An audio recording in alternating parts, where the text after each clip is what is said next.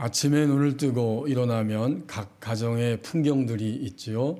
집에 거주하는 분들은 출근하는 남편이나 아내를 향해 혹은 남편과 아내가 같이 출근하기도 하고, 또 부모님은 계시지만 자녀들이 출근할 때에 한결같이 하는 말들이 있다면 잘 다녀오라, 그런 말일 것입니다. 그 말을 들었을 때에 반응이 있죠. 예, 그래, 이렇게 잘 다녀오겠습니다, 잘 다녀올게 라고 말하게 됩니다. 하지만 어떤 날들은 잘 다녀오라는 가족의 축복의 언어가 들려줘도 아무 소리 하지 않고 문을 쾅 닫고 출근하는 날도 있을 것입니다. 그것은 그 순간 어떤 이유에서든지 대화가 단절됐다는 증거이고 더 이상 말하고 싶지 않다고 하는 그러한 표현일 것입니다. 우린 그런 날들을 살아가면서 그럼에도 불구하고 그런 날들이 계속 지속되면 관계가 깨어져 버리기 때문에 어떠하든지 말을 다시 표현하고 관계를 회복하려고 합니다. 이것이 우리가 살아가고 있는 일상의 날들인데, 하나님을 믿을 때에 하나님과 우리의 관계성도 이와 같습니다.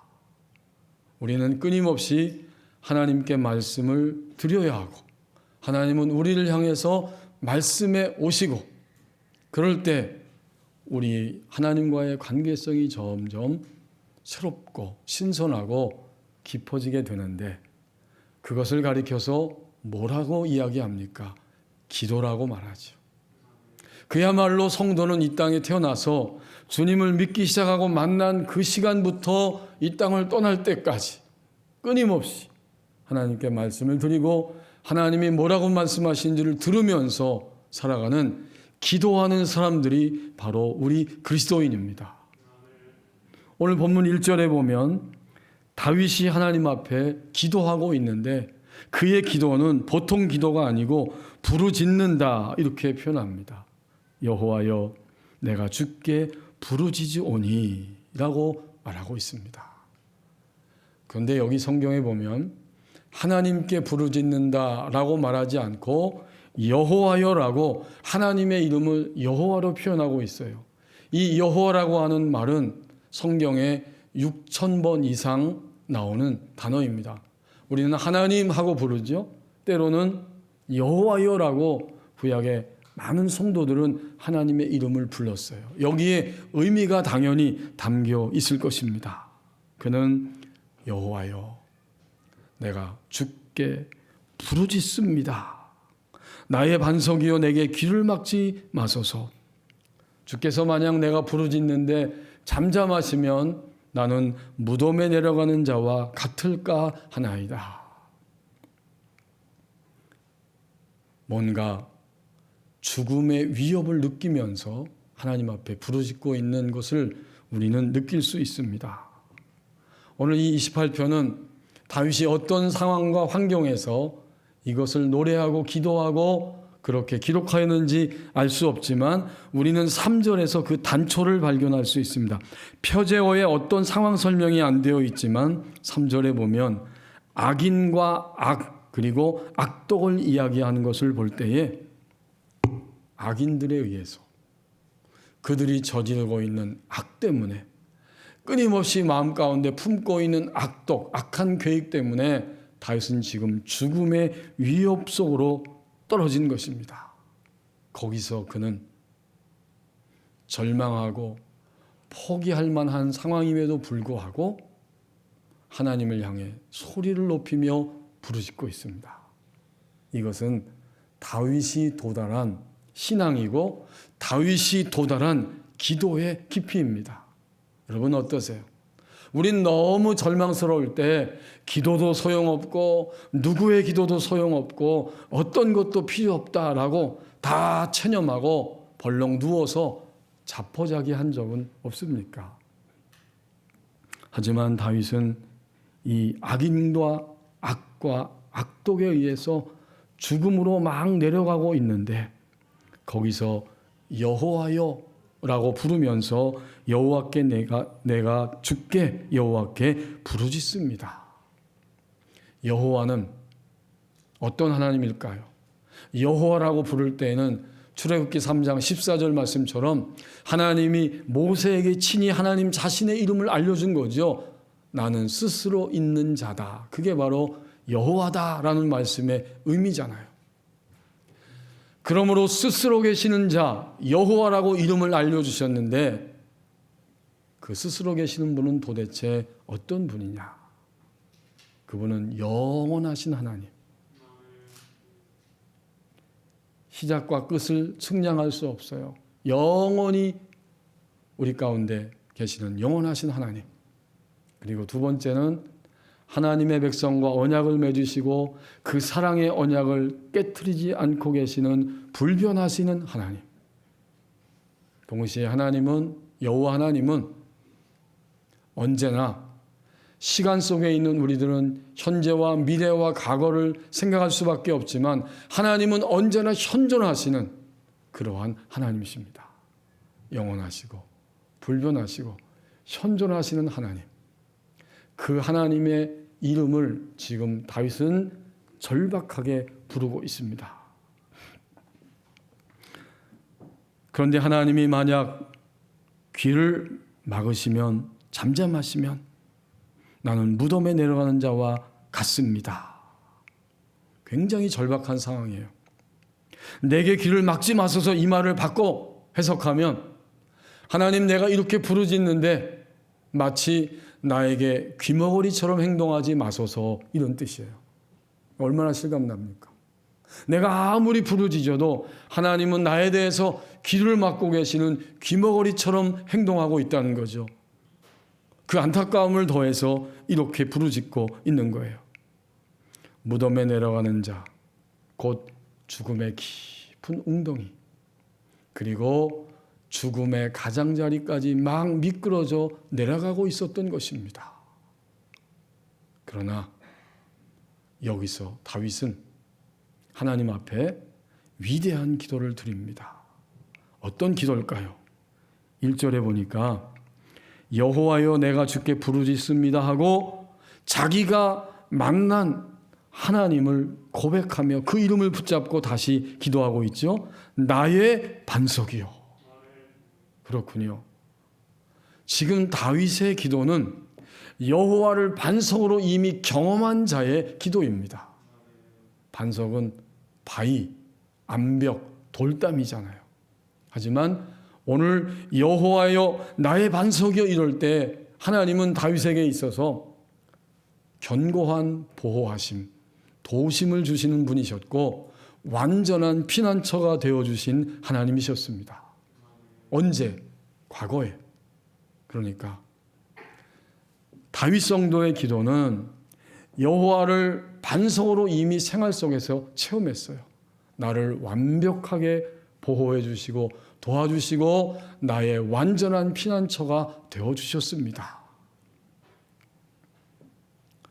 그러한 경험이 있었는데 오늘 또다시 악인들과 그들의 악독으로 인하여서 죽음의 자리로 막 미끄러지면서 다시 한번 나의 반석이요 라고 하나님께 부르짖습니다. 우리의 기도를 돌아보십시다. 최근 우리의 기도는 어떤 기도입니까? 하나님이 내 인생의 반석이라고 확신하면서 하나님께 드리는 기도였습니까? 어제 그제 최근에 우리의 기도, 요즘에 우리의 기도를 돌아볼 때에 우리는 다윗의 이 기도가 얼마나 위대하고 깊이 있는 기도인가를 깨닫게 됩니다. 죽기 직전 죽음의 자리로 끌려가면서도 사실 우리는 우리의 몸도 건강을 빼앗길 수 있고 우리가 발로 밟고 반석처럼 여기는 삶의 모든 터전들이 허물어질 수도 있습니다. 그때 우리는 뭐라고 기도하고 있는가? 오늘 다윗 성도는 나의 반석이요 라고 여호와를 반석으로 경험한 자의 기도를 하나님께 드리고 있습니다. 그런데 다윗의 이 기도는 점점 새로워지고 깊이를 더해 갑니다. 나의 반석이요라고 하나님을 불렀던 이 다윗은 2절에서 이제 이렇게 하나님 앞에 고백하며 기도합니다. 내가 주의 지성소를 향하여 나의 손을 들고 주께 부르짖을 때에 나의 간구하는 소리를 들으소서. 이제 반석으로 경험한 기도에서 지성소를 향하는 기도로 나가고 있어요.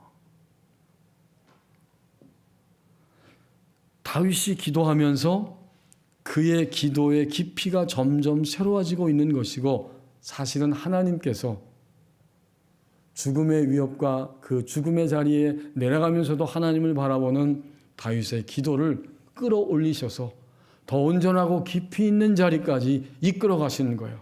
그것이 바로 지성소를 향하는 자의 기도입니다.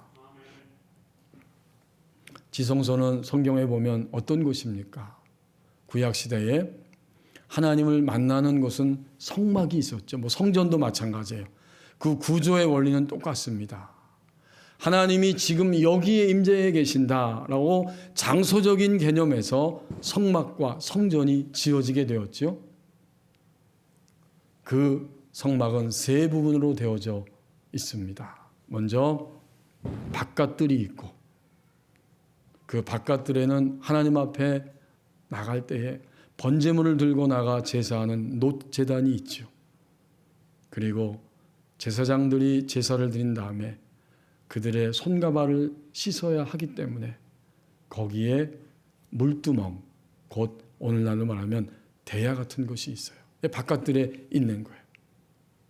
그리고 두 번째 부분은 그 바깥들에서 휘장을 열고 들어가면, 천막을 열고 들어가면 거기에는 성소가 있습니다. 그 성소 안에는 뭐가 있어요? 진설병, 떡이 있어요. 무교병으로 구운 떡이 있는데 이스라엘의 백성들을 의미하는 12개의 진설병이 놓여져 있고, 그리고 등잔대가 빛나고 있습니다. 그리고 중앙 부분에 지성소 들어가기 전 바로 앞에는 분향단이 있어서 거기서 향을 피우게 됩니다. 이 성소를 지나서 오늘 다윗이 기도하고 있는 지성소가 나오는 거예요. 그 지성소는 1년에 한 번 대제사장이 자신과 백성들의 죄를 속함받기 위해서 그 휘장을 열고 지성소에 들어가게 됩니다. 그리고 지성소 안에는 뭐가 있을까요? 바로 법궤, 언약궤가 거기에 놓여져 있습니다. 히브리서 9장 4절 말씀처럼 그 법궤, 언약궤 안에는 아론의 쌍난 지팡이가 있습니다. 그리고 만나를 담은 항아리가 있고, 거기에는 하나님이 친히 써서 주신 그러한 십계명 돌판이 담겨져 있어요. 그러면 대제사장은 1년에 한 차례 자신과 백성의 죄를 속함받기 위해서 지성소 안에 들어가서 무릎을 꿇게 되죠. 언약궤, 그 안에 그것이 담겨져 있고, 세 가지가. 그리고 언약궤는 뚜껑으로 이렇게 덮여져 있는데 그 언약궤의 덮개를 가리켜서 속죄소라고 부릅니다. 속죄소가 그 장소이고, 또 속죄소에는 두 그룹의 천사, 그러니까 그 높은 계급의 하나님을 모시는 천사 그룹이죠. 그 두 그룹이 서로 얼굴을 향하여 마주 서 있고, 그들은 날개를 쭉 펴서 언약궤 위를 덮고 있습니다. 이제 제사장이 1년에 한 차례 지성소 안에 들어가서 무릎을 꿇고 하나님 앞에 속함을 받기 위해 나갔을 때, 하나님은 속죄소의 그룹들 사이에서 말씀해 주십니다. 자, 그런 장면을 생각해 보십시오. 그러면 이게 어떠한 기도입니까? 내가 주의 지성소를 향하여 나의 손을 들고 주께 부르짖습니다. 나의 간구하는 소리를 들으소서. 기도라고 하는 측면에서 이 성막의 세 부분을 우리는 깨닫습니다. 우리의 기도의 차원, 우리의 기도의 깊이는 바깥들에 머물러 있을 수 있고 성소까지 전진할 수 있고 가장 깊이 있는 기도, 지성소 안까지 우리의 기도가 도달할 수 있게 되는 거예요. 바깥들의 기도는 곧 우리의 육체를 의미합니다. 우리의 육체의 욕망을 추구하면서 드리는 기도는 성막의 바깥들에 있는 기도이지요. 그리고 두 번째 부분인 성소를 향해 나갈 때 성소에서 드리는 기도는 곧 소위 말해서 혼의 기도인데 우리의 마음 지정의의 기도입니다. 우리의 지성, 경험, 우리의 감정, 느낌, 우리의 판단, 의지를 가지고 하나님 앞에 하는 기도, 이게 바로 성소의 기도이죠. 그러면 오늘 다윗이 고백하고 또 다윗이 기도하다가 점점 하나님이 이끌어 가신 대로 기도의 깊이를 더해가고 있는데 지성소를 향해 내가 주께 나의 손을 들고 부르짖습니다. 결국 지성소의 기도는 영이신 하나님 앞에 마침내 우리의 속사람이, 우리의 영이 하나님의 판단을 구하고 하나님의 인도를 구하고 하나님의 뜻을 구하면서 하나님 앞에 드리는 기도입니다. 이건 차원이 달라지는 기도예요. 다윗은 여호와를 나의 반석으로 경험했는데 처절한 죽음의 위기 앞에 그가 부딪히게 되었을 때 이제 그의 기도는 점점 가장 깊이 있는 지성소를 향하는 기도로 나가고 있었던 것입니다. 기도가 새롭게 도약된 것이요. 여기서 하나님의 의도는 무엇입니까? 여기서 하나님의 판단은 무엇입니까? 여기서 하나님이 내게 말씀하시는 것은, 명령은, 원하심은 무엇입니까? 라고 기도할 수 있을 때 이것이 바로 지성소의 기도에 들어가는 모습입니다. 그런데요, 이렇게 기도의 깊이와 차원이 달라질 때 이것은 저절로 되는 것은 아니에요. 오늘 3절에서 5절, 그러니까 2절에서 5절 말씀 같이 묶여 있는 거죠. 3절에서 5절 말씀에 보니까 이런 것들을 통해서 결국 나의 기도가 성전 바깥의 육체의 욕망을 간구하는 기도, 물론 그것도 귀해요. 하나님은 우리가 육체의 욕망을 가지고 기도할 때도 응답하세요. 그러나 그 기도는 좀 더 발전하면 나의 지성과 감정과 의지를 동원해서 기도하지요. 성소의 기도, 이것도 응답하세요. 그러나 성도가 마지막으로 도달하는 기도의 깊이는 지성소에 들어가서 우리의 영이 하나님의 의도를 파악하고자 하는, 그리고 하나님이 말씀하신 것을 듣는 그런 기도의 자리까지 가게 되는데 어떻게 그렇게 가게 될까요? 3절 말씀에 보면 악을 통해서 악과 부딪히면서 먼저 그 자리에 가게 됩니다. 3절에 악인과 그리고 악을 행하는 자들이 함께 나를 끌어내지 마옵소서. 함께 나를 끌어내지 마옵소서. 그들은 이웃에게 화평을 말하나 그들의 마음에는 악독이 있습니다. 여러분이 악이란 단어가 3번 나오죠. 악인들이 있어요. 그들은 악을 행해요. 그리고 그 악은 그냥 그치는 게 아니라 악독, 곧 계속해서 악에 대한 계획들을 가지고 있다는 거예요. 세상에는 뭐가 있죠? 악인들이 있어요. 그래서 그 악인들로 인해서 오늘도 악이 많이 횡행하고 있고, 악인들은 포기하지 않아요. 그들의 악을 끝까지 마음에 품고 악을 행하게 됩니다. 이 악과 부딪히면서 내 지정의의 판단만 가지고는 세상을 살 수 없고 하나님의 말씀대로 내가 행할 수 없다는 것을 처절하게 그는 실감하게 됩니다. 거기에는 억울함도 있고 답답함도 있고 분노도 있습니다. 오늘 악이 얼마나 많아요. 이 대한민국에만 해도 악이 많아요. 우리 주변만 봐도 악이 많아요. 그들은 겉으로는 입술로 화평을 이야기하지만 그들의 마음에는 악이 있어서 늘 악을 쏟아내고 있어요. 이 악의 실체와 강하게 부딪힐 때 지금까지 내가 알고 있는 지정의는 무엇이었던가? 그렇다면 나의 지정의와 전혀 멀리 떨어져 있는 하나님의 말씀은 도대체 무엇인가? 나는 이 하나님의 말씀대로 살다가 내 인생이 과연 유지될 수 있을까? 이런 회의와 의심 속에 떨어지게 되지요. 그렇습니다. 그 악과 부딪히면서 우리는 마침내 지성소를 향해서 한 걸음 한 걸음 나가기 시작하는 거예요. 그 다음 3절과 4절 말씀 사이에는 또 하나의 간격이 있습니다. 그게 무엇이냐면 다윗은 처절하게 악과 부딪히면서 자신 안에 있는 악을 발견했습니다.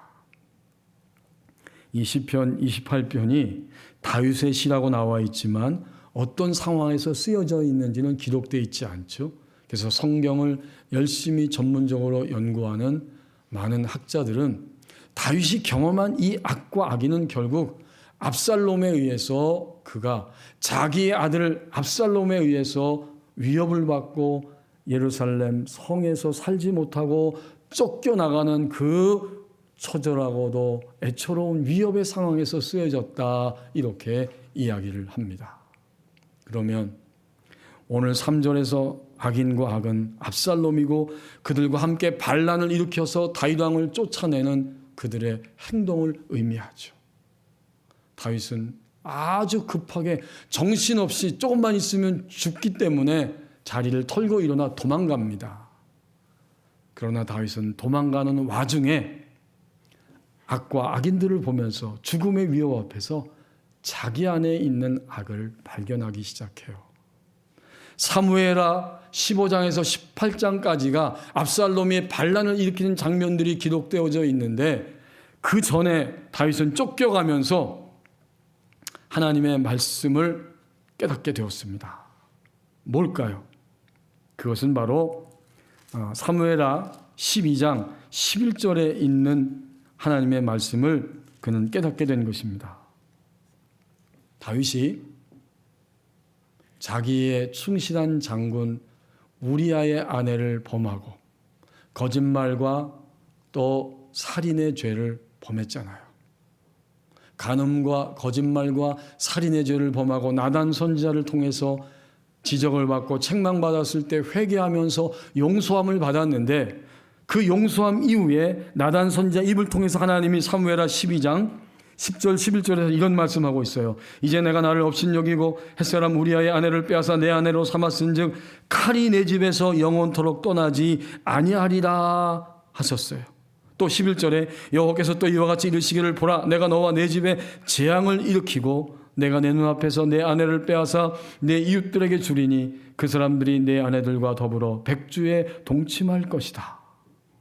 이것은 다윗이 용서함 받은 이후에 하나님이 선언하시고 있는 말씀이죠.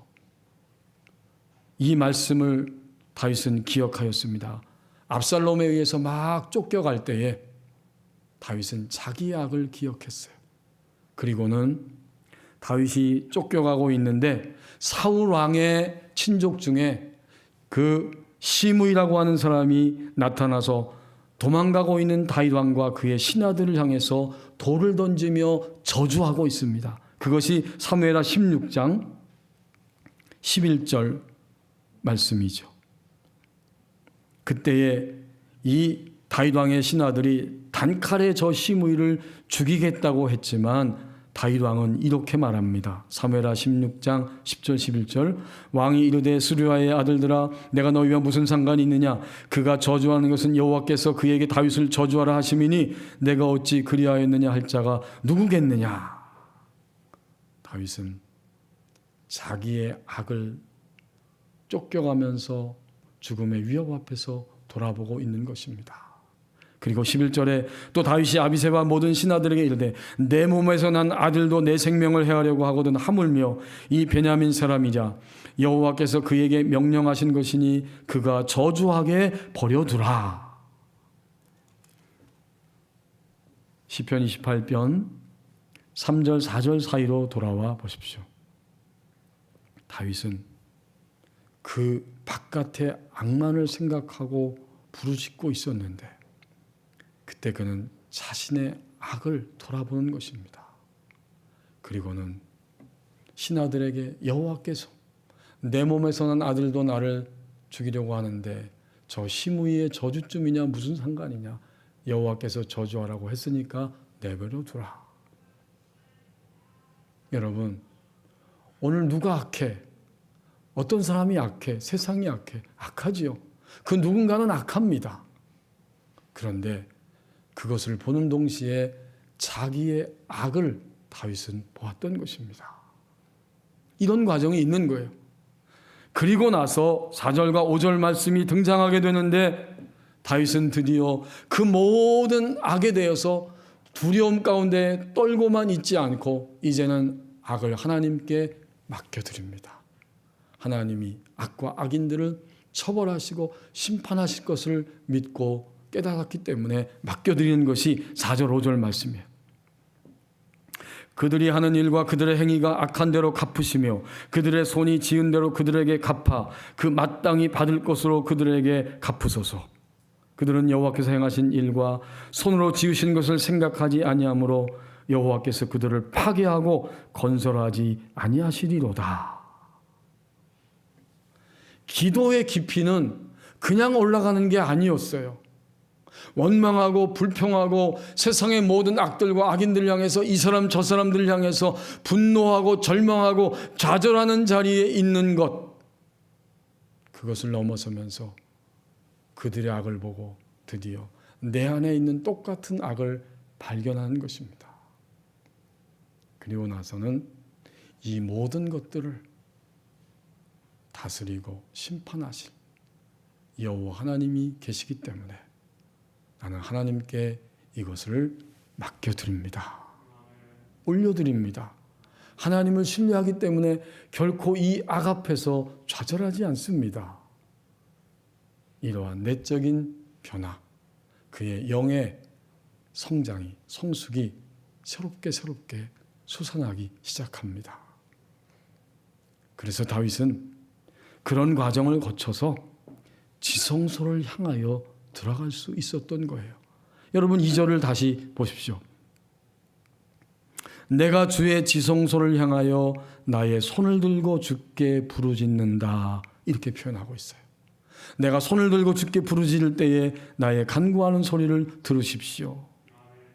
그러면서 바깥에 있는 악과 나의 악, 그리고 모든 악을 하나님이 심판하실 것이기 때문에 하나님께 맡겨드리고 나는 하나님만을 향합니다. 이것이 변화이죠. 2절에서 지성소를 향하여 그냥 기도하는 게 아니라 나의 손을 들고 주께 부르짖는다고 했어요. 종종 이미 여러 번 말씀을 나눴지만 손 든다는 것은 굉장한 의미가 있어요. 우리 교우들께서도 손을 들 때 뭘 합니까? 찬양하다가도 우리의 손이 올라갑니다. 간절한 열망을 담고 손을 들어 주님을 찬양하죠. 성령이 우리의 손을 들게 하심으로 손을 들고 기도하지요. 찬양과 기도 속에 손을 든다는 것은 무엇입니까? 이제 나의 인생 전부를 하나님께 맡겨드립니다.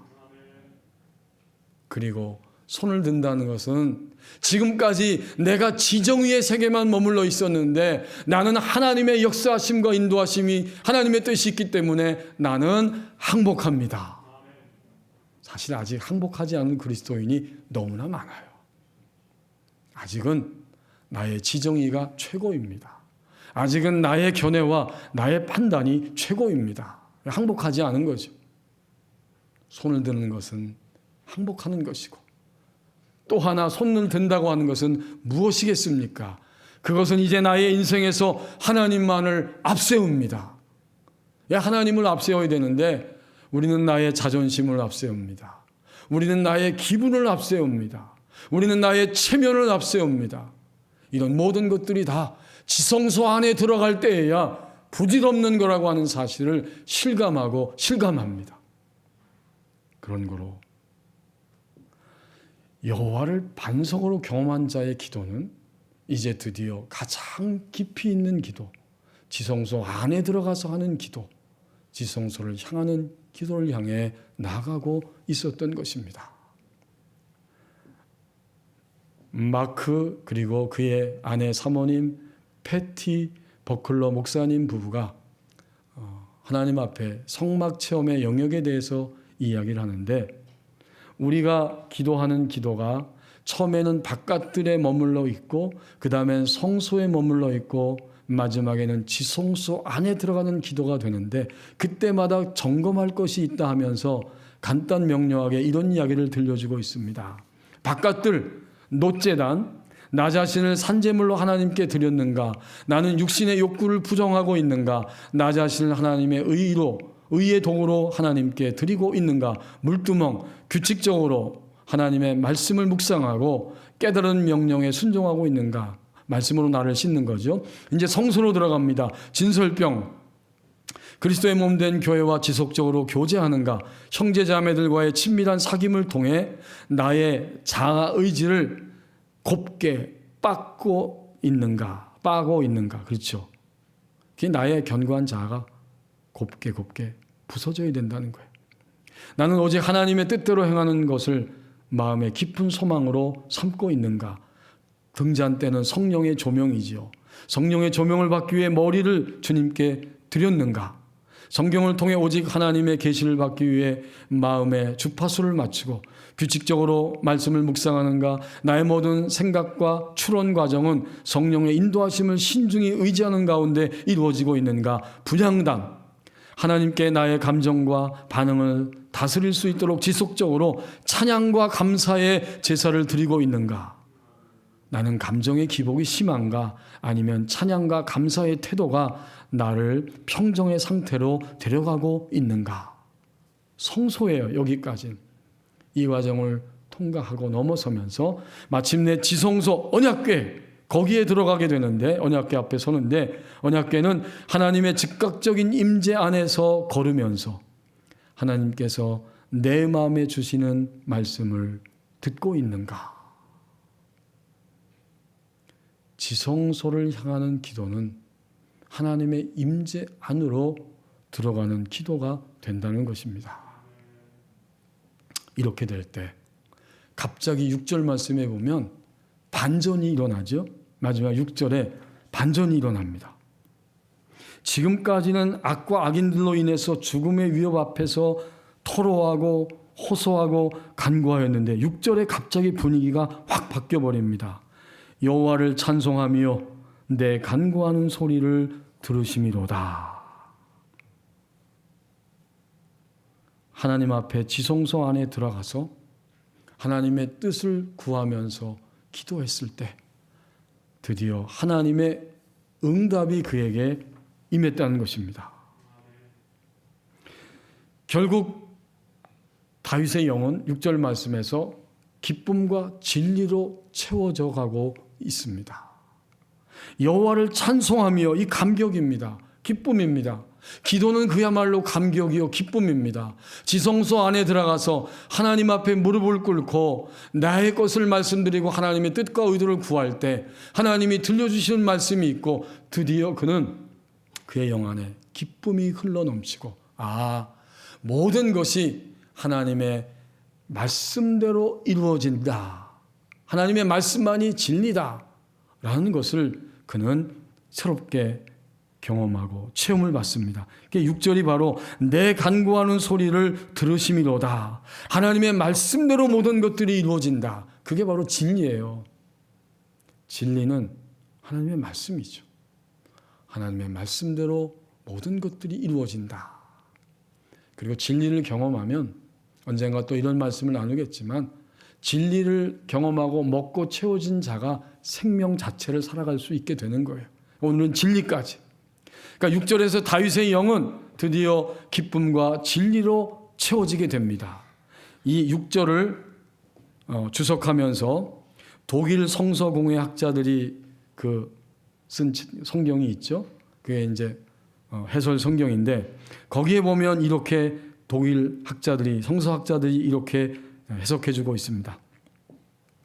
6절에서 탄원이 갑자기 감사시로 바뀐 것은 응답의 약속이 하나님의 이름으로 기도자에게 전해졌다는 것을 전제한다. 그렇죠. 제사장이 무릎을 꿇고 언약궤 앞에 나갔을 때 그룹 사이에서 말씀하시는 하나님이 오늘 다윗의 기도의 깊이와 차원이 그의 영이 하나님만을 구하며 나갔더니 하나님이 그룹 사이에서 다윗에게 들려줬다는 거예요. 즉 다윗은 지성소에서 그룹들 사이에서 말씀하시는 하나님의 음성을 들었고 감격하여 당신이 내게 응답하셨나이다 라고 증언하는 것이다. 그렇습니다. 6절의 고백은 바로 그거예요.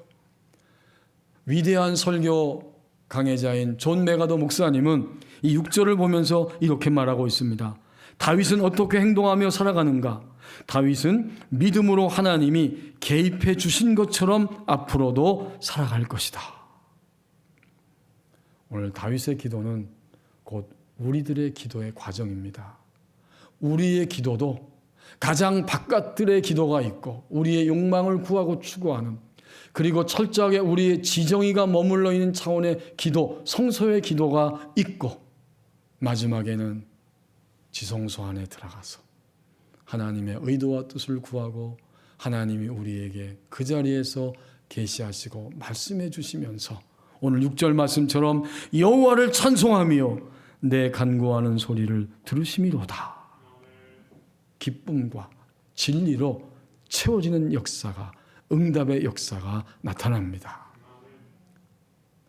서울장신대학교에서 교회사로 강의하면서 섬기고 있는 송인설 교수님이 영성의 12계단이라고 하는 책에서 사람이 이런 자리에 이르려면 자아를 부정해야 된다, 이런 이야기를 해주고 있습니다. 우리가 주님을 영접할 때 죽었던 영이 깨어나면서 우리의 영이 중생한 거잖아요. 그러면 그 중생한 영은 하나님의 말씀을 먹을 때에만 먹으면서 성장하기 시작합니다. 그리고 나서 성숙으로 바로 가는 게 아니에요. 성숙으로 깊이로 가려고 하면 그 분명히 한 단계를 더 거쳐야 되는데 곧 자아를 부정해야 된다는 거죠. 여러분이 자아는 필요해요. 우리의 마음 지정이는 사회생활을 하면서 필요해요. 이게 있어야 우리는 인간으로 사는 거예요. 인격이 있고. 그런데 주님을 믿고 나서 문제는 뭐냐면 악한 자아는 금방 드러나지만 선한 자아는 드러나지를 않아요. 선한 자아는 내가 판단하고 내 감정을 앞세우고 내 지식과 경험을 앞세우고 삶의 주도권을 아직 완전히 하나님께 넘기지 않은 거죠. 그래서 송희설 교수님이 설명하고 있듯이 선한 자아는 발견하기도 지극히 어렵고 수십 년 예수님 믿었어도 이것이 내 자아가 주인 노릇하는 것이라는 것을 깨닫는 자도 드물다는 거죠. 그런데 어느 날 성령의 조명 안에서 하나님을 믿는 것은 이제 나의 계획과 판단과 모든 것이 다 갖춰져 있지만 이 자리에서 스톱하고 나의 삶의 주도권을 하나님께 넘기는 것이다. 그때서야 선한 자아는 부서지고 깨지는 자리에 가는 거예요. 내가 다 계획하고 내가 다 준비했지만 주님 어떻게 하기를 원하십니까? 라고 삶의 주도권을 넘기는 자리까지 가게 되는 거예요. 이 자아가 부정될 때만 지성소 안에 들어갈 수 있는 거예요. 자아가 부정된 상태에서 우리는 지성소 안에서 드리는 기도를 드리게 됩니다. 그래서 이 송희설 교수님은 자아를 어떻게 부정해야 되는가? 첫째는 선포라는 거죠. 예수님이 십자가에서 죽으실 때 나도 죽었습니다. 나의 자아도 죽었습니다. 내가 하려고 하는 나의 주도권도 죽었습니다라고 선포하는 것이고, 두 번째는 내 있는 모습 그대로 늘 주님께 고백하는 거예요. 주님, 제가 이런 사람입니다. 저는 또 이렇게 행했습니다라고 자신을 계속 시인하고 고백할 때 자아의 힘은 점점 약해지는 것이고, 마지막 세 번째는 내 모든 소유권, 그것을 하나님께 내려놓는 것입니다.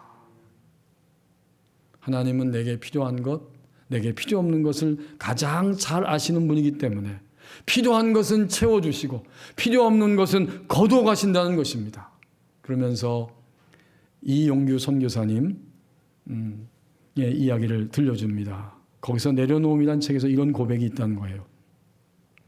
이용규 선교사님이 고백하기를, 나의 전부를 하나님 앞에 내려놓을 때 하나님께서 나의 세밀한 부분까지도 만지셨다. 하나님을 더 신뢰하며 자신이 붙잡고 있었던 것들을 내려놓을 때 진정으로 자유로울 수 있었다.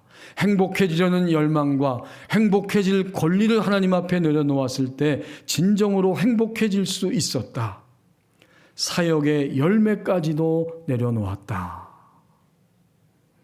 자아의 주도권을 완전히 하나님 앞에 넘겨드렸다는 고백입니다. 만약 우리가 이렇게 자아를 부정하고 나면 그때서야 다윗의 영, 우리의 영이 함께 누릴 수 있는 그 기쁨, 그 진리로 채워질 수 있게 됩니다. 이게 점점 숙달될 때 우리는 드디어 제가 언젠가 말씀드렸던 것처럼 여호와를 반석으로 경험하는 기도 너무 귀합니다. 그러나 그때 우리는 여전히 나를 누구라고 생각하냐면, 하나님을 누구라고 생각하냐면 하나님은 나를 위한 하나님. 그러나 자아를 부정하면서 지성소 안에 들어갈 때 드디어 나는 누구냐면, 하나님은 어떤 분이신가 하면 바로 하나님은 나를 위한 하나님에서 나는 하나님을 위한 나 자신이 되어집니다. 정말 아멘입니다. 그때 우리는 더불어 깨닫게 되는데, 하나님은 이미 나의 삶의 반석이셨구나. 하나님은 영원토록 이미 나의 삶의 반석이 되시고 나를 위하시는 분이구나 라고 더불어 깨달으면서 이제는 하나님을 위하여 사는 존재가 되고, 거기에 오늘 6절 말씀처럼 기쁨과 진리로 채워지게 됩니다. 지난 주간 날씨가 추워서 물이 안 나왔잖아요. 근데 저희 사택에도 일어나서 보니까 희한하게도 차가운 물까지는 콸콸 쏟아지는데 왼쪽으로 아무리 돌려도 뜨거운 물이 나오지 않아요. 따뜻한 물이 나오지 않으니까 불편했어요. 근데 금요일 아침에 딱 틀어서 돌려보니까 뜨거운 물이 콸콸 쏟아져 나오더라고요. 너무 기뻤어요. 그 뜨거운 물, 그 나오지 않다가 나온 게 그렇게 기쁘고 얼마나 편한지 머리를 감고 찬양하며 감사를 드렸어요. 그것은 저에게 있어서 생명수였습니다. 그렇습니다. 성도의 기도는, 하나님 앞에 하는 기도는 생명수와 같습니다. 우리의 기도는 지성소를 향하는 기도, 그 이전과 이후로 나누어집니다. 기도하겠습니다. 이제 우리 하나님 앞에 한 1분 동안만 합심해서 함께 조용히 기도하겠습니다.